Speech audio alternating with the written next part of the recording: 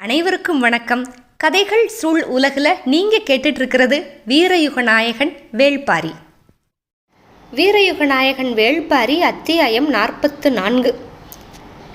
போன அத்தியாயத்தில் கடைசியாக அளவன் என்ன எடுத்துகிட்டு வந்தான்? பாரி கொம்பேரி மூக்கனை தேடி பிடிச்சிட்டு வா அப்படின்னு சொன்னால் கொம்பேரி மூக்கன் கிடைக்கல, ஆனால் கொடி மூக்கன் எடுத்துகிட்டு வந்தான். அதுக்கப்புறம் இந்த வீரர்கள் எல்லாருமே உடமர அந்த புதருக்குள்ளே நுழைஞ்சு அதோட முள்ளெல்லாம் ஒடிச்சு எடுத்துகிட்டு வந்தாங்க. இது எதுக்கு அப்படின்னு அங்கே இருக்கிற அந்த வீரர்களுக்கோ இந்த பசங்களுக்கோ, அதாவது இந்த காடறிதலுக்காக போன பசங்களுக்கு அவ்வளவா தெரியல. ஆனால் பாரி இந்த கொடிமூக்கனையும் அந்த முட்களையும் வச்சு அவனுக்கான ஆயுதத்தை தயார் பண்ண ஆரம்பிக்கிறான். இந்த காலம்பன் அப்புறம் அந்த குழுவினர் எங்கே இருக்காங்க, எவ்வளோ தூரம் வந்திருக்காங்க அப்படிங்கிறது நம்ம இனிமேல் தான் பார்க்க போகிறோம். அதே மாதிரி தேக்கன் எங்கே போயிருந்தார்? அவர் இந்த கோவல் குடியினர் அவங்கள கூப்பிட போயிருந்தார் அவங்களோட ஊருக்காக. கோவல் குடியினர் அப்படிங்கிறவங்க அவங்களோட சத்தத்தை வச்சே காட்டை ஒருங்கிணைக்கக்கூடிய ஆற்றல் படைச்சவங்க அப்படின்னு அவங்கள பற்றி கொஞ்சம் விலாவாரியை நம்ம போன வாரம் பார்த்தோம். இந்த அத்தியாயத்தில் நம்ம எதில் இருந்து ஆரம்பிக்கிறோம் அப்படின்னா, தேக்கன் இந்த கோவல் குடியினரில் 8 பேரை கூட்டிகிட்டு வந்தார். 3 வயசானவங்க, 5 பேர் இளைஞர்கள். இதில் அந்த வயசானவங்க எழுப்புகிற ஓசை தான் ரொம்ப வலுவாக இருக்கும். அவங்களால எந்த எல்லைக்கு வேணாலும் அவங்க சத்தத்தை வச்சே ஒரு குறிப்பை அனுப்பிடுவாங்க, ஒரு செய்தி அனுப்பிடுவாங்க சத்தம் வச்சு. ஆற்று நீரில் அப்படியே சுழி சுழியாக வரும்ல, அது மாதிரி காற்றுலையே ஓசையை வச்சு அப்படியே சுழிக்க வைக்கிற ஆற்றல் அவங்கக்கிட்ட இருக்கும். ஆனால் இவங்களுக்கு வயசானவங்க, அதனால் காட்டை ஊடறுத்து ஓடக்கூடிய அளவுக்கு வலிமை இருக்காது. ஆனால் இந்த கூட 5 இளைஞர்கள் வேறு வந்திருக்காங்கல்ல, இவங்களுக்கு நல்லா காட்டில் ஓட முடியும். ஆனால் பெரியவங்க அளவுக்கு ஓசையை காடு தாண்டி வீச முடியாது. இதனால இப்படி கூட்டிகிட்டு வராங்க. 3 பெரியவங்க, 5 இளைஞர்கள், இந்த மாதிரி தேக்கன் கூட்டிகிட்டு வராரு. காலையிலே கூட்டிகிட்டு வந்துட்டார். அந்த அதிகாலையிலேயே காரமலை மேலே ஏற ஆரம்பிச்சிட்டாங்க. ரொம்ப வேகமாக ஏறி மலை உச்சிக்கு போயிட்டாங்க. அந்த காரமலையோட ஒவ்வொரு முகட்டுக்கும் ஒவ்வொருத்தரையாக பிரித்து அனுப்பியாச்சு. அன்னைக்கு சாயந்தரத்துக்குள்ளே, அந்த பொழுது அடைகிறதுக்குள்ளே அவங்கவுங்க இருப்பிடங்களுக்கு கஷ்டப்பட்டு ஏறி அங்கங்கே நின்றுக்கிட்டாங்க. இப்போ ஒரு திசையிலிருந்து மறு திசை வரைக்கும் கண்ணுக்கெட்டிய தூரத்துக்கு காரமலையை அப்படியே பின்னியாச்சு. இந்த ஒலி கண்ணிகள்னால அப்படியே பின்னிட்டாங்க.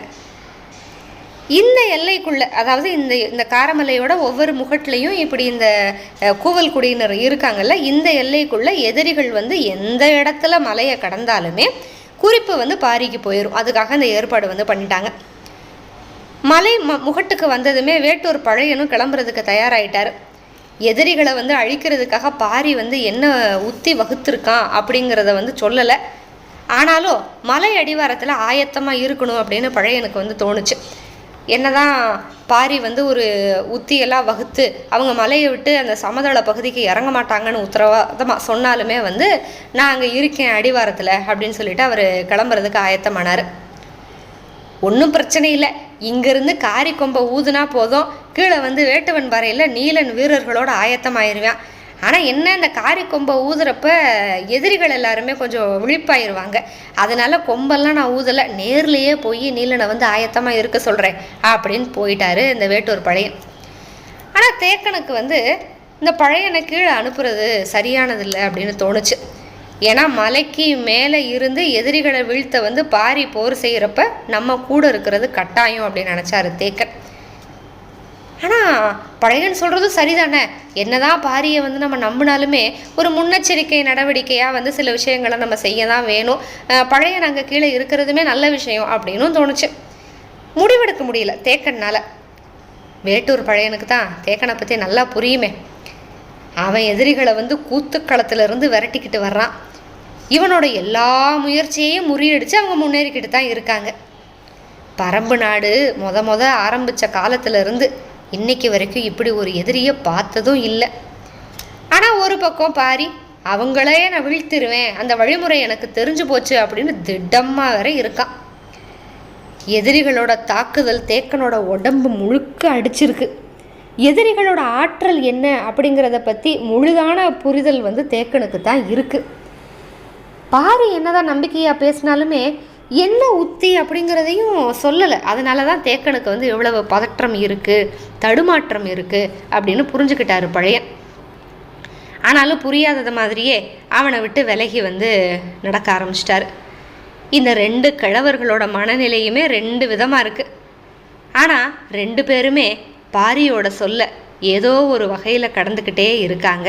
ஏன்னா 2 பேரோட ஆழ் மனசுலையும் ஒருவேளை பாரியினால் எதிரிகளை விழுந்து அடிக்க முடியாமல் போயிடுச்சுன்னா என்ன செய்கிறது அப்படிங்கிற கேள்வி அவங்களோட மனசோட ஆழத்தில் உருவாயிருச்சு. அதை நம்பக்கூடாதுன்னு அவங்க நினைக்கிறாங்க. ஆனால் எதிரியோட ஆற்றலை பற்றி யோசித்து இந்த சந்தேக சிந்தனை பாரியோட சொல்ல கடந்தும் போய்கிட்டே இருக்கு. இப்போது பாரி ஒரு பக்கம், தேக்கன் ஒரு பக்கம், பழையன் ஒரு பக்கம், இப்படி பிரிஞ்சு இருக்கிறாங்க இல்லையா. இந்த எதிரிகள் யார் உள்ளே வந்தாலுமே இந்த 3 மலையை கடந்து உள்ளே வர்றது தான் இருக்கிறதுலையே கஷ்டம். அப்படி வந்துட்டாங்கன்னா வெளியில் போகிறது அப்படி ஒன்றும் கஷ்டம் இல்லை. இந்த எதிரிகள் ஏற்கனவே உள்ள வரைக்கும் வந்துட்டாங்க, வந்து அவங்க காரியத்தையும் முடிச்சிட்டாங்க. இயற்கையில் வந்து இப்படி ஒரு சாதகமான நிலை இருக்குது. காட்டுக்குள்ளே வந்து ஒருத்தர் தப்பிச்சு ஓடுறான் அப்படின்னா அவனை விரட்டி போய் பிடிக்கிறது வந்து எளிதே கிடையாது.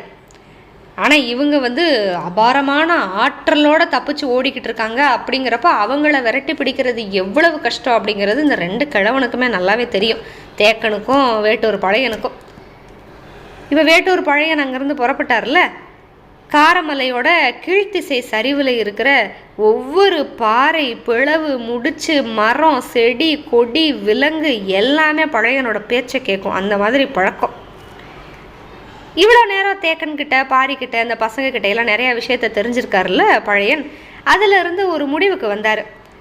எதிரிகளை வீழ்த்துறதுக்கு என்ன செய்யணும் அப்படிங்கிறத தாண்டி என்ன செய்யக்கூடாது அப்படிங்கிறத ஒரு பட்டியல் போட்டார்.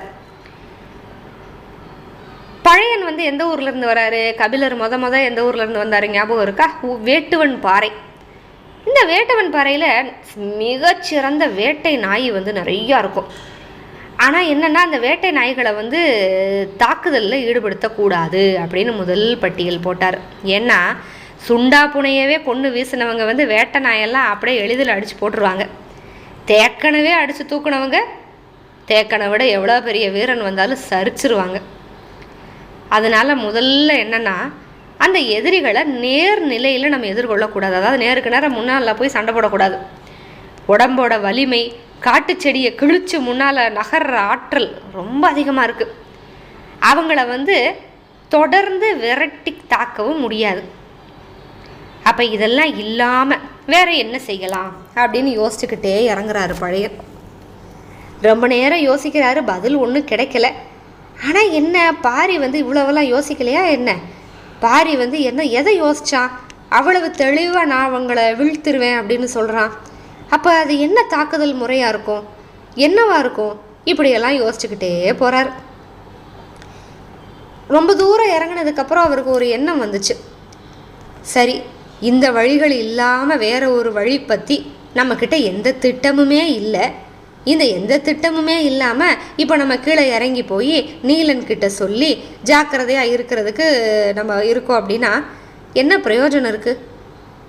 ஏன்னா பாரியினால் வீழ்த்த முடியலை. அவங்க வந்தால் கூட நம்மக்கிட்ட எந்த திட்டமுமே இல்லை. அவங்கக்கிட்ட வந்து நேருக்கு நேரம் நம்ம சண்டை போடவும் முடியாது. அப்போ மாற்று வழி கையில் இருக்கிற ஒரே ஒரு ஆள் வந்து பாரி தானே. அப்போ இந்த கணத்தில் நம்ம பாரி கூட தானே இருக்கணும் அப்படின்னு யோசிக்கிறாரு. இப்போ இவருக்கு மனசில் வந்து ஒரு குழப்பம் தேக்கனுக்கு இருக்கிற மாதிரியே இதே குழப்பம் தான் தேக்கனுக்கும் இருந்துச்சு. திரும்ப யோசிக்கிறாரு, தேக்கனும் இதே குழப்பம்தான் நம்மளுக்கும் இப்போ வந்துருச்சு. ஆனால் இந்த பாரி மட்டும் எப்படி குழப்பமே இல்லாமல் தெளிவாக முடிவெடுத்தான்? பேசாமல் நம்ம மறுபடியும் மலையில் ஏறி போயிடலாமா அப்படின்னு தோணுச்சு. அப்புறம் கொஞ்சம் நிதானமாக அப்படியே தெளிவடைஞ்சார். எதிரி எவ்வளோ பெரிய வலிமையானவனாக இருந்தால் என்ன, வீழ்த்தவே முடியாத மனுஷன் அப்படின்னு யார் இருக்காங்க? பாரி வந்து காக்கா விரிச்சியவே வெட்டி சரிச்சவன். பாரியினால் இவங்களை வெட்டி சரிக்க முடியாதா? எவ்வளோ பெரிய வீரனாக இருந்தாலும் எப்போவுமே எதையாவது ஒரு விஷயத்தை வந்து திருடிக்கிட்டு போகிறேன் அப்படின்னு சொன்னால் அவனுக்கு பயமாக தானே இருக்கும். அதனை ஒருத்தர் வந்து தடுக்கணும் அப்படின்னு நினைக்கிறான்னா அவனோட சீற்றம் வந்து அவனோட வீரத்தை விட மிக மிக மிக அளவு கடந்ததாவில் இருக்கும். அப்போ பாரி தானே ஜெயிப்பான். இப்படியெல்லாம் எண்ணங்கள் வந்துக்கிட்டே இருக்க வேட்டூர் பழையனோட கால்கள் அப்படியே பல மடங்கு வேகத்தோட வேட்டுவன் பாறையை நோக்கி அப்படியே கீழே இறங்கிக்கிட்டே இருந்துச்சு. நம்ம கதையில் ரொம்ப நாளாக நம்மளுக்கு பிடிச்ச நீலன், மயிலா இவங்களை பற்றியெல்லாம் பார்க்கவே இல்லைல்ல. கொற்றவை கூத்துலேருந்து இந்த பழையன் இவங்களோட மயிலாவும் கிளம்பி வேட்டுவன் பாறைக்கு போகிறா, அவளோட ஊருக்கு போகிறா வேட்டுவன் பாறையை தாண்டி அப்படிங்கிறதெல்லாம் நம்ம பார்த்தோம். அதுக்கப்புறம் என்ன ஆச்சுன்னே தெரியல. பழையன் தான் பாதியிலே இங்கே வந்துட்டாரே. இந்த கொற்றவை கூத்துக்கு போனதுலேருந்து எவ்வியூர்லேயே இருந்த மயிலா இப்போ கொஞ்சம் நாளைக்கு முன்னால் தான் கீழே இறங்கி வந்திருக்கா. வந்ததுமே எங்கே போவா? நம்ம நீலனை பார்க்குறதுக்கு தான் போகிறா. நீலன் வழக்கம் போல் அவனோட ஊர் வேட்டுவன் பாறையில் இருந்தான். ஆனால் அப்போ இந்த பகரி வேட்டைக்கு வேறு ஆள் அனுப்பியிருந்தாங்கல்ல. தேக்கன் இப்போதைக்கு போர்க்களத்துக்கு போக முடியாது அப்படின்னு சொல்லிட்டு பகரியை யார் வேட்டையாடி அதோட ஈரலை கொண்டு வராங்களோ அவங்க அடுத்த ஆசானாவாங்க அப்படிங்கிறதுக்காக அந்த பகரி வேட்டை சமயம் பகரி வேட்டைக்கு நிறையா பெரியவங்கள்லாம் போயிருந்தாங்க. அவங்களோட சேர்ந்து நீலனுமே உள்காட்டுக்கு போயிருந்தான். மயில் அங்கேயே இருக்கா. 3 நாள் ஆச்சு அவன் சேரலை. அதுக்கப்புறம் 2 பேரும் வந்ததுக்கு அப்புறமுமே நீலனுக்கு ஏகப்பட்ட வேலை. இவங்க சந்திச்சுக்கிட்டாங்க. ஆனால் நிறைய நேரம் செலவிடக்கூடிய மாதிரி ஒரு வாய்ப்பே கிடைக்கல. நேற்று பகலில் தான் 2 பேருமே சந்திச்சாங்க. மாதக்கணக்காச்சு மயிலாவும் நீலனும் சந்திச்சு. அந்த தவித்து அலையிற கண்களோடு இருக்கா மயிலா. கேட்டா, நான் சொல்கிற இடத்துக்கு என்னை கூட்டிகிட்டு போறியா அப்படின்னு கேட்டா. எங்கே அப்படின்னா நீலன். சுனைவால் முடுக்குக்கு கூட்டிகிட்டு போ. நீலன் இதை எதிர்பார்க்கல. ஏன்னா வழக்கமாக பக்கத்தில் இருக்கிற ஒரு குன்றுக்கு போய் தான் 2 பேருமே பேசுவாங்க. இப்போ என்ன அந்த குன்றுக்கு தானே எப்போவுமே போவோம், சுனைவால் முடுக்குக்கு ஏன் கூப்பிட்ற? காரணம் இருக்குது, கூட்டிகிட்டு போ. அங்கே என்ன இருக்குது? அங்கே சின்ன ஒரு நீர் குட்டை மட்டும்தான் இருக்குது. அதை பார்க்குறதுக்காக நம்ம அவ்வளவு தொலைவு போகணும் அப்படின்னு நீலன் அப்படியே தயங்கினான். அதுவும் இந்த சுனைவால் முடுக்கு காரமலையோட பின்புற சரிவில் இருக்குது. நம்ம இப்போ ஆரம்பித்தோன்னா அங்கே போய் சேரவே இரவாயிரும் அப்படின்னா. ஆமாம், அதனால தான் சொல்கிறேன், இருட்டுக்குள்ளே இருந்து பார்க்க வேண்டிய இடம் அது அப்படின்னா மயிலா. நீலனுக்கு அப்பவும் புரியல. அந்த இடத்துல ஒரு சின்ன நீர் குட்டை மட்டும்தானே இருக்குது. நீ ஏதோ வேறு இடத்த நினச்சிக்கிட்டு சுனைவால் முடுக்க சொல்கிறேன்னு நினைக்கிறேன் அப்படின்னா. இல்லை, நான் தெரிஞ்சு தான் சொல்கிறேன். என்ன நீ அந்த இடத்துக்கு கூட்டிகிட்டு போயேன் அப்படின்னா. வானத்தில் கருமேகங்கள் ஏறிக்கிட்டு இருக்கு. பொழுது மறைகிறதுக்குள்ளே மழை வந்துடும். இரவெல்லாம் கொட்டி தீர்க்கறதுக்கான வாய்ப்பு இருக்குது அப்படின்னு எல்லாம் சொல்கிறான். ஆனால் நீலனோட அறியாமையை நினச்சி சிரிச்சுக்கிட்டா மயிலா. அதுக்குத்தான் சொல்கிறேன், என்னை கூட்டிகிட்டு போ அப்படின்னா. அப்போவோ அவனுக்கு புரியலை. அது பார்த்து சந்தோஷப்படுற இடமும் கிடையாது, காதல் வயப்படுறதுக்கு ஏற்ற இடமும் கிடையாது. அது அப்புறம் எதுக்கு அங்கே கூட்டிகிட்டு போக சொல்லி இவ்வளவு கேட்குறா அப்படின்னு நினச்சிக்கிட்டே வேறு வழி இல்லை. இத்தனை தடவை சொல்லியாச்சு, அவளும் கேட்டுட்டா. நடக்க ஆரம்பிச்சிட்டான் நீலன். மயிலா அங்கே எவ்வியூரில் ரொம்ப காலம் கபிலர் கூட இருந்தால அதை பற்றி நீலன்கிட்ட பேசுகிறதுக்கு அவளுக்கு நிறைய விஷயங்கள் இருந்துச்சு. இந்த பக்கம் நீலனுக்கு எப்படின்னா, கடந்த வாரம் முழுக்க உள்காட்டுக்கு பகரி வேட்டைக்கு போனால அதை பற்றி நிறைய பேச வேண்டியது இருந்துச்சு. இப்படி 2 பேருமே சொற்களோடு காத்துக்கிட்டு இருக்காங்க. பொதுவாக நீலன் எல்லைப்படை வீரன் தான். எல்லையில் தான் கவனம் செலுத்துவான். மற்ற வீரர்களெல்லாம் வேட்டைக்கு போனாங்க அப்படின்னா உள்ளே போக மாட்டான். ஆனால் மயிலா எவ்வியூரில் இருக்கா அப்படிங்கிறதுக்காக அவனுக்கு ரொம்ப ஒரு வெறுமை இருந்தது. அந்த வெறுமையை கடக்க முடியாமல் ஒரு மனமாற்றத்துக்காகத்தான் இப்படி பகரி வேட்டைக்கு போகிறவங்களோட சேர்ந்து போனான். ஆனால் அந்த சமயம் பார்த்து மயிலா நீலனை பார்க்குறதுக்காக வேட்டுவன் பாறைக்கே வந்துட்டான். இது நல்ல கார்காலம் இல்லையா? கார்காலத்தில் தான் பொதுவாக காடுகளில் உயிரினங்கள், அந்த விலங்குகள் இணையோட இணை சேருற காலம். அதுவும் உள்காடுகளில் பெரிய குன்றுகள் ஒன்றோட ஒன்று இருக்கிற மாதிரி தெரியும் தூரத்தில். இதை பற்றியே பேசிக்கிட்டே போகிறாங்க நீலனும் மயிலாவும். வேட்டையாட வேண்டிய விலங்கை எல்லா காலங்கள்லேயும் எப்போவுமே வேட்டையாடிட முடியாது. இணை சேர வழியே இல்லாமல் கூட்டத்திலேருந்து தப்பிச்ச விலங்குகளை மட்டும்தான் கார்காலத்தில் வேட்டையாட முடியும். மற்ற இந்த இணை சேருற விலங்குகள் எதையுமே கார்காலத்தில் நம்ம வேட்டையாட முடியாது. இப்படியெல்லாம் பேசிக்கிட்டே போகிறாங்க. பகரி வேட்டையாட போகிற எல்லாருமே வயசில் மூத்தவங்க தான். ஏன்னா அவங்களுக்கு தான் நிறைய அனுபவம் இருக்கும். நாங்கள்லாம் அவங்களோட உதவிக்காக தான் கூட போனோம். கார்காலத்தில் வந்து உயிரினங்கள் வந்து ஒரு காதல் வாழ்வில் இருக்கும். அதை வந்து பெரியவங்க எளிதில் கடந்து போயிடுவாங்க, வேட்டையாட போகிறவங்க. ஆனால் இந்த இளைஞர்கள்னால அப்படி வந்து கடக்க முடியல. கார்காலத்தில் இந்த பகரி வேட்டைக்கு போகிற பெரியவங்களோட உதவிக்காக நீலன் போனாலும் போனா, நீலன் இளைஞன் இல்லையா, அந்த கார்காலத்தில் இணை சேருகிற உயிரினங்களை பார்த்து நீலனுக்கு மனசில் வந்து ஒரே தவிப்பு. இந்த பெரியவங்க இதெல்லாம் வந்து லேசாக பார்த்துட்டு அப்படியே போய்கிட்டே இருக்காங்க. அவங்க வந்து விலங்குகளோட அந்த தடங்கள் மண்ணில் இருக்கும்ல, அதை வச்சு எந்த விலங்கு எந்த சமயத்தில் இணையும் சேரும் அதை பற்றி விவரமாக விலாவாரியாக சொல்லிக்கிட்டே போகிறாங்க. ஆனால் நீலனுக்கு வந்து அது ரொம்ப ஒரு தவிப்பை உண்டு பண்ணிக்கிட்டே இருக்குது. கூட போகிற இளைஞர்களுக்கு அவங்களோட காதலியை பற்றிய நினைவை வந்து கொண்டு வந்துக்கிட்டே இருக்குது. இந்த பெரியவங்க சொன்னாங்க, ஒரு பெரியவர் அதில் சொல்கிறாரு, மண்ணில் காதல் கொண்டால் அடுத்தவர் கண்ணில் தடம்படும். அதாவது மண்ணில் வந்து காதல் கொண்டாங்க அப்படின்னா அடுத்தவங்க கண்ணில் மாட்டிக்கிடுவாங்க அப்படிங்கிறதுக்காகத்தான் முருகன் வந்து பரன் வச்சானாம். அதுக்கப்புறம் அடுத்து வந்தவங்க இதவே பின்பற்றணும் அப்படின்னு சொல்லி ஒரு சின்ன பரன் மாதிரி வச்சுக்கிட்டாங்களாம். அதுக்கு பேர் வந்து கட்டில்னு வச்சுக்கிட்டாங்களாம். இப்படியெல்லாம் வந்து பெரியவங்க வந்து சொல்லிக்கிட்டே போனாங்க. இத்தனை மாதம் கழித்து வேட்டுவன் பாறையில் வந்து மயிலாவை பார்க்க வர்றான் நீலன். அதனால ஒரு நல்ல காதல் உணர்வோடு வர்றான். இந்த பெரியவங்க சொன்ன சொற்களெல்லாம் வேற அவனை துரத்திக்கிட்டே இருக்குது. அந்த சமயத்தில் காதல் கொள்ள அவ்வளவா ஏதுவான இடம் இல்லை அப்படின்னு நீலன் நினைக்கிற அந்த சுனைவால் முடுக்குக்கு வந்து மயிலா கூட்டு போய்கிட்டே இருக்கா. நீலனும் பின்னால் போய்கிட்டே இருக்கான். மழை இறங்குறதுக்கு முன்னாலே இந்த காரமலையோட முகட்டை தாண்டிடணும் அப்படிங்கிற எண்ணத்தில் நடந்துக்கிட்டு இருக்கான். கொஞ்சம் தூரத்தில் ஒரு சமதளமான இடத்துல வந்து மண் அப்படியே பிறண்டு கிடந்துச்சு. என்ன இங்கே மண் வந்து பிறண்டு கிடக்கு, இப்படியெல்லாம் செதறி கிடக்கு, நடுவில் ஒரு பெரிய பள்ளம் இருக்குது அப்படின்னு போய் எட்டி பார்க்குறான். அப்புறம் நீலன் வந்து மயிலா கிட்ட சொன்னால், கூட்டத்திலிருந்து பிரிஞ்சு வந்த காட்டெருமைகள் வந்து தனியாக அலைஞ்சிக்கிட்டு இருக்கு. அந்த மாதிரி காட்டெருமைகள் வந்து ரொம்ப ஆபத்தானது. அப்படி வந்து தனித்து அலையிற காட்டெருமைகள், அதாவது ஒன்றுக்கும் மேற்பட்ட காட்டெருமைகள் வந்து அலைஞ்சது அப்படின்னா ஒன்னோட ஒன்று நேரில் பார்த்துக்கிறப்ப ரெண்டு சண்டை போட ஆரம்பிச்சிடும், ஒன்றோட ஒன்று தாக்க ஆரம்பிச்சிடும். அந்த தாக்குதல் வந்து ரொம்ப கொடூரமாக இருக்கும். மரணம் வரைக்கும் இந்த ரெண்டு காட்டெருமையும் சண்டை போடுறது நிப்பாட்டாது. சுமார் 3-4 நாளுக்கு கூட இந்த மாதிரி சண்டை போகும் அந்த எருமைகளோட சண்டை. ரெண்டில் ஏதாவது ஒன்று செத்து விழுகிறப்ப தான் அந்த மோதலே வந்து முடிவுக்கு வரும் அப்படின்னு சொல்லிட்டு அந்த இடத்த சொன்னால், இந்த இடத்துல குறைஞ்சது 3 நாள் காட்டெருமைகள் சண்டை போட்டிருக்கு, இல்லைன்னா இவ்வளவு பெரிய பள்ளமெல்லாம் வராது.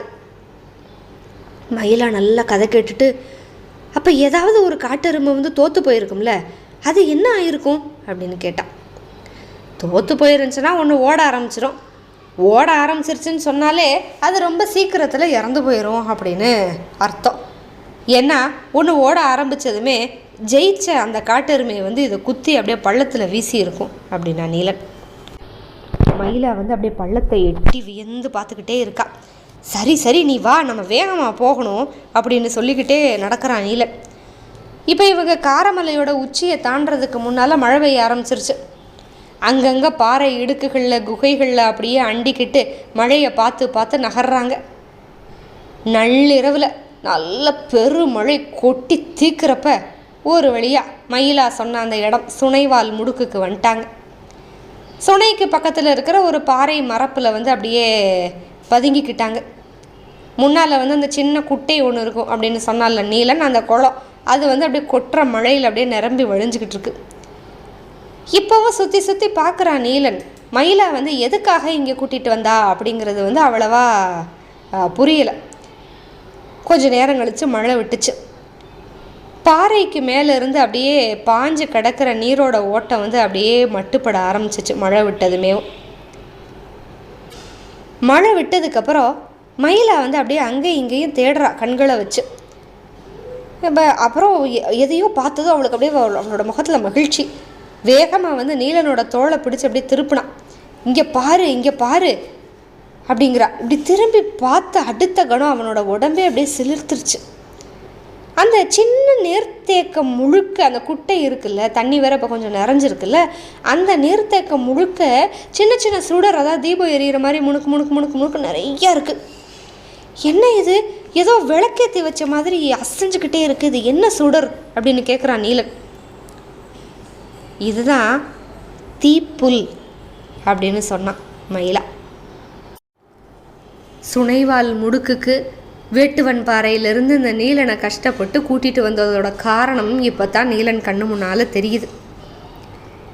நீர் பட்டு அடங்குனதுமே இந்த வகை புல், இந்த தீப்புல் அப்படின்னு சொல்கிறாங்கல்ல, இதுக்கு வந்து ஒரு ஒளிரும் தன்மை இருக்குது. தண்ணி பட்டு நிற்கணும், அதுக்கப்புறமா இந்த புற்கள் வந்து அப்படியே ஒளிர ஆரம்பிச்சிடும். இந்த மின்மினி பூச்சியெல்லாம் அப்படியே பளிச்சு பளிச்சுன்னு மின்னுதில்ல, அந்த மாதிரி கொஞ்சம் நேரம் ஒளிர்ந்து அப்படியே அடங்கிடும். இதை பற்றி நீலனும் ஏற்கனவே கேள்விப்பட்டிருக்கான். இன்னொன்று, இது வந்து எப்படி முளைக்கும் இந்த வகை புல் அப்படின்னு சொல்லுவாங்க அப்படின்னா, அறுபதாங்கோழி பற்றி நம்ம நிறைய பார்த்துருக்கோம்ல, இந்த அறுபதாங்கோழியோட கழிவுல இருந்து தான் இந்த புல் முளைக்கும் அப்படின்னு சொல்லுவாங்க இங்கே இருக்கிற பெரியவங்க. இதெல்லாம் நீலனுக்கு தெரியும். ஆனால் இந்த தீப்புல்லை வந்து நம்ம எப்போ பார்க்க முடியும்? சும்மா போகிறப்போ அது சாதாரண புல் மாதிரி தான் இருக்கும். அது தீப்புல்லா இல்லையா அப்படின்னு கண்டுபிடிக்க முடியாது. இந்த மாதிரி மழை பெஞ்சு அடங்கி, அதாவது தண்ணி பட்டு நின்னதுக்கப்புறம் கொஞ்ச நேரம் மட்டுமே அது ஒளிரும். இன்றைக்கி தான் முத பார்க்குறான். எவ்வளோ அழகாக இருக்குது பார்க்குறதுக்கு. இருட்டுக்குள்ளே அப்படியே வெளிச்சு அப்படியே நெளியாக நெளிஞ்சுக்கிட்டே போகிற அழகு, அது எப்படி கண்கள் பார்க்காம இருக்கும்? சரி, இந்த இடத்துல தீப்புல் இருக்குன்னு நீ எப்படி கண்டுபிடிச்ச அப்படின்னு கேட்டான். மெல்லிய காற்றுக்கு அப்படியே புற்கள் ஆட, அந்த தீயோட நாவுகள் அங்கேயும் இங்கேயும் அப்படியே அசைஞ்சு ஆடிக்கிட்டு இருக்கு கண்ணு முன்னால். இந்த இடத்துல தீப்புல் இருக்குன்னு எனக்கு சொன்னது அங்கவை அப்படின்னா மயிலா. அடுத்த வியப்பு, அங்கவையா? அங்கவை எப்போ இங்கே வந்தா?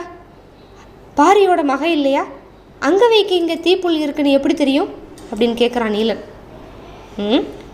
அவளோட காதலன் சொன்னானா? இப்போ வியப்பு வந்து உரைநிலைக்கு போயிடுச்சு, அதாவது ஃப்ரீஸ் ஆகிடுச்சு, முடிஞ்சிச்சு. என்னது, அங்கவைக்கு காதலனா? இது எப்போ இருந்து அப்படின்னு கேட்குறான் நீலன். நம்ம காதலிக்க ஆரம்பித்து ரொம்ப நாள் கழிச்சு தான் அவங்க காதலிக்க ஆரம்பிச்சிருக்காங்க அப்படின்னு சொன்னான் மயிலா. நீலனோட பெயரை எழுதுறதுக்கு கற்றுக்கிட்டால மயிலா.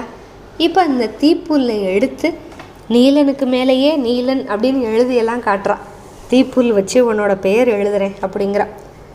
இப்போ இந்த இளம் காதலர்கள் வந்து கொஞ்ச நேரம் அவங்களோட தனிமை அதை வந்து உணர்ந்துக்கிட்டு இருக்காங்க. அப்போ கொஞ்ச நேரம் கழித்து இப்போ சுனை நீரோட எந்த சத்தமுமே கேட்கல, சுற்றி அப்படியே அமைதியாக இருக்குது. மழையும் விட்டுருச்சுல. அப்போ வந்து ஏதோ ஒரு சத்தம், ஏதோ கால்கள் வந்து அந்த இடத்த அப்படியே கடந்து போய்கிட்டு இருக்கு. மிருகம் ஏதோ போகுது அப்படின்னு தான் நினச்சான். ஆனால் அவள் இருட்டுக்குள்ளே பார்த்த உருவங்கள் வந்து மனித உருவங்கள். இப்படி முழிச்சு பார்க்குறதுக்குள்ளே ஓடி மறைஞ்சிருச்சு. மனிதர்கள்லாம் ஓடுறாங்க அப்படின்னா எங்கே? காட்டுக்குள்ளே ஓடுறாங்க நீலா. காட்டுக்குள்ளையா? இந்த இருட்டுக்குள்ளே விலங்குகள் மட்டும்தான் மலை புதரில் நுழைஞ்சு ஓட முடியும். அப்போ கூட மயிலாவுக்கு தோணுச்சு, ஒருவேளை விலங்கு தான் ஏதோ கடந்து போயிருக்குமோ, நம்ம தான் மனிதர்கள்னு நினச்சிட்டோமோ. அப்புறம் இல்லை, நான் தெளிவாக தானே பார்த்தேன் அப்படின்னு நீலன் வந்து சொல்கிற பேச்சை கேட்க மாட்டான். மயிலாவுக்கு பதட்டம் அதிகமாகிடுது. இரவு முழுக்க அப்படியே பதட்டத்தோடையே இருக்கா. பொழுது விடிஞ்சதுமே போய் அந்த இடத்துக்கு போய் பார்த்தா அந்த நீர்நிலையை கடந்து போனது எல்லாமே மனிதர்களோட காலடி தடங்கள். நீலனுக்கு அப்படியே பொறி கலங்கின மாதிரி இருக்குது. அவனால் நம்பவே முடியல. யார் இவங்க? ஏன் நள்ளிரவில் இப்படி ஓடுனாங்க? எதை எடுத்துகிட்டு போகிறாங்க? நீ எத்தனை பேரை பார்த்த? 10க்கும் மேலே அப்படின்னா மயிலா. ஐயோ, நான் தப்பு பண்ணிட்டேன், நீ வழியை பார்த்துட்டு வா, நான் புறப்படுறேன் அப்படின்னு சொல்லிட்டு ஈட்டியை பிடிச்சிக்கிட்டு அவங்க போன திசையில் காரமலையோட மேல் விளிம்பை நோக்கி ஓட ஆரம்பிச்சிட்டான் நீலன். இப்போ இந்த எதிரிகள் தான் கடந்து போயிருக்காங்க. இந்த எதிரிகளை தான் பார்த்துட்டு இரவாக ஓடவும் முடியாது, மிருகம் அப்படின்னு நினச்சிட்டான் நீலன். இப்போ தான் வந்து அந்த எதிரிகளை தேடி ஓட போகிறான். இப்போ அந்த எதிரிகள் தேவவாக்கு விலங்கு பிடிச்சிட்டு போகிற அந்த காலம்பன் மற்றும் குழுவினர் இவங்க எங்கே வர்றாங்க அப்படிங்கிற அந்த குறியை வந்து பாரிக்கு கொடுக்கறதுக்காக கூவல் குடியினர் எல்லா இடத்துலையும் நிற்கிறாங்கல்ல. இப்போ நீலன் வேற இவங்களை பார்த்துட்டான். எங்கேருந்து? வேட்டுவன் பாறையில் இருந்தவன் வந்து காரமலையோட உச்சிக்கு ஏறி கீழே இறங்கி இங்கே வந்து சுனைவால் முடுக்கிலேருந்து பார்த்துட்டான். எதிரிகள் வந்து காரமலையோட விளிம்பை எந்த இடத்துல கடந்தாங்க அப்படின்னா நரிப்பாறை அப்படின்னு ஒரு பாறை, அதோட முகட்டுக்கு பக்கத்தில் கடந்தாங்க. மறைஞ்சு இருந்த கூவல்குடி கிழவனும் இதை பார்த்துட்டு நல்லா நீட்டி இழுத்து ஒரு ஓசையை வந்து ஒரு குறிப்பிட்ட பாறையை நோக்கி வீசினான். அந்த பாறை இடுக்கில் மோதின ஓசை காரமலை முழுக்க எதிரொலிச்சிச்சு. அது என்ன சத்தம் அப்படின்னா நரி ஊழையிடுற மாதிரி ஒரு சத்தம். புது ஆளுங்க வந்தாங்கன்னா ஏதோ நரி ஊழையிடுதுன்னு நினச்சிக்கிடுவாங்க. ஆனால் பரம்போட மலை மக்களுக்கு வந்து நரியோட சத்தத்துக்கும் இந்த கூவல்குடியினரோட சத்தத்துக்குமே வந்து வித்தியாசம் கண்டுபிடிக்க தெரியும். இப்படி கிழவன் வந்து சத்தம் கொடுத்த இடத்த வந்து மற்ற கூவல்குடியினரெல்லாம் கண்டுபிடிச்சாங்க. நரிப்பாறை அவன் கடந்து ஓடுற எதிரிகளை வந்து பின்தொடர்ந்து ஓசை எழுப்பிக்கிட்டே இவங்க ஓடணும். அதனால என்ன பண்ணாங்க, அவங்கவுங்க நின்றுக்கிட்டு இருந்த இடத்துல இருந்து ஓடுறவங்களை நோக்கி குறுக்கு வெட்டாக இறங்கினாங்க. தேக்கணும் அதே மாதிரி தான் இறங்கினான். இங்கே காத்துக்கிட்டு இருந்த பாறையுமே அந்த சத்தத்தை கேட்டு அவங்களோட ஓட்டத்தை ஒரு கணக்கு போட்டு அவன் இருக்கிற இடத்துல இருந்து ஊடறுத்து இறங்கினோம்னா எந்த இடத்துல தாக்குதல் தொடுக்கலாம் அப்படிங்கிறதையும் மனசுக்குள்ளேயே கணிச்சு சரசரன்னு கீழே இறங்க ஆரம்பிச்சிட்டான். இந்த சத்தம் கேட்டதுமே கீழ் மலையில் இருந்த வேட்டூர் பழையனுக்கு அப்படியே தூக்கி வாரி போட்டுருச்சு. ஏன்னா அவரால் நீலனை இப்போ வரைக்கும் பார்க்க முடியல. நீலன் தான் இங்கே சுனைவால் முடுக்குக்கு போயிருக்கானே. நீலன் மாதிரி ஒரு சிறந்த வீரன் இல்லாமல் இவ்வளவு வலிமை மிகுந்த எதிரியை நம்ம வந்து எதிர்கொள்கிறது கஷ்டம். சரி, ஆனாலும் இந்த கூவல்குடியினரோட ஓசையை கேட்டு எதிரிகள் இறங்குற திசை எங்கன்னு பார்த்து வீரர்களோட, அதாவது அங்கே இருக்கிற வீரர்களோட, நீலன் இல்லை ஆனாலும் இருக்கிற வீரர்களையெல்லாம் திரட்டி வச்சுக்கிட்டார் அந்த பழையன். இந்த வீரர்களை வச்சு தாக்குறதுக்கு வந்து அந்த திசை நோக்கி வீரர்களோட ஆயத்தமாயிட்டார் பழையன். இந்த சத்தம் கேட்ட கொஞ்ச நேரத்தில் காலையிலே ஓட ஆரம்பிச்சிட்டான்ல நீலன். கொஞ்ச நேரத்தில் காலமலையோட முகட்டுக்கு போயிட்டான் நீலன். ஏன்னா அவனுக்கு நல்லாவே தெரியும் இது நரியோட ஊழையில் இது கூவல்குடியினரோட சத்தம் அப்படின்னு சொல்லிட்டு. என்ன நடக்குது இங்கே அப்படிங்கிற குழப்பம் இருக்குது, தெளிவாக புரியலை. ஆனால் ஒன்று மட்டும் புரியுது, எதிரிகள் யாரோ வந்திருக்காங்க, என்னத்தையோ செஞ்சுட்டு தப்பிச்சு ஓடுறாங்க. இந்த நேரத்தில் அவங்கள எதிர்கொண்டு வீழ்த்துறதுக்கு வேட்டுவன் பாறையில் இல்லாமல் இப்படி நம்ம இப்படி சுனைவால் முடுக்குக்கு போயிட்டோமே, இப்படி பின்னால் ஓடுறோமே அப்படிங்கிற வேதனை வேற நீலனுக்கு. காவல் வீரன் இல்லையா, அதுவும் எல்லை காவல் வேற, கட்டுக்கடங்காத வேகத்தோட ஓடுறான். இப்போ எல்லா திசைகள்லேருந்தும் எதிரிகளை நோக்கி பரம்பு மக்கள் இறங்கிக்கிட்டு இருக்காங்க. அதாவது காரமலையோட அத்தனை முகட்லேயும் ஆளுகளை வந்து வேறு வேறு இடத்துல நிப்பாட்டி வச்சுட்டாங்க. இப்போ எந்த இடத்துல அந்த எதிரிகள் கடந்தாங்களோ அவங்கள நோக்கி எல்லா திசைகளில் இருந்தும் பரம்போட வீரர்கள் வர்ற மாதிரி ஒரு அமைப்பு வச்சுருக்காங்க. அப்போ இந்த ஓடிக்கிட்டு இருக்கிற காலம்பனோட முகத்தில் இப்போ தான் ஒரு பெரிய மகிழ்ச்சி இருக்குது. ஏன்னா அந்த காரமலையோட மேல் விளிம்பு அவன் கடந்ததுமே அவனுக்கு என்ன முடிவு வந்துருச்சு, அப்பாடா இந்த பச்சை மலை தொடரோட 2 மலைகளை கடந்து கடைசி மலையோட விளிம்பையும் நம்ம கடந்துட்டோம். இன்னும் இருக்கிறது ஒரே ஒரு சரிவு. இந்த சரிவில் பெரிய பாடையே முன்னால் வந்து நின்னால அடித்து தூக்கிட்டு போய்கிட்டே இருக்கலாம். அதுவும் இது வரைக்கும் இல்லாத அளவுக்கு 20க்கும் மேற்பட்டவங்க நம்ம கூட இருக்காங்க. அதனால் பிரச்சனையே இல்லை, பெரிய எண்ணிக்கை, நம்மளை எதிர்த்து நிற்கிறதுக்கு யாருனாலையும் முடியாது. கண்ணுக்கு முன்னால் பரம்போட எல்லையே தெரிய ஆரம்பிச்சிருச்சு. மலையடி வாரத்தில் சமதள காடு நம்மளை கையை விரித்து வான்னு கூப்பிடுது. நம்ம வந்து வேலையை சரியாக முடிச்சுட்டு கிளம்பிட்டோம் அப்படின்னு அவனுக்கு ஒரு சந்தோஷம். அந்த காலம்பனுக்கு அவனை விடாமல் தானே ஓடி வந்திருக்கான் இவ்வளோ தூரம். அந்த ஓடி வந்த அயர்வும் சோர்வும் அப்படியே அந்த சந்தோஷத்தில் அப்படியே மறைஞ்சு போகுது. கால்களுக்கு இன்னும் கொஞ்சம் வேகம் கூடுது காலம்பனுக்கு. அந்த சரிவு பாறையில் பெரிய கற்கள் உருள கால்கள் அப்படியே பறந்துக்கிட்டு இருக்கு. காலம்பனோட மனசு அப்படியே இலக்க அடைய போகிற நேரத்தை வந்து துல்லியமாக கணிச்சு போய்கிட்டே இருந்துச்சு. மற்றும் ஒரு பதிவில் சந்திப்போம். மிக்க நன்றி, வணக்கம்.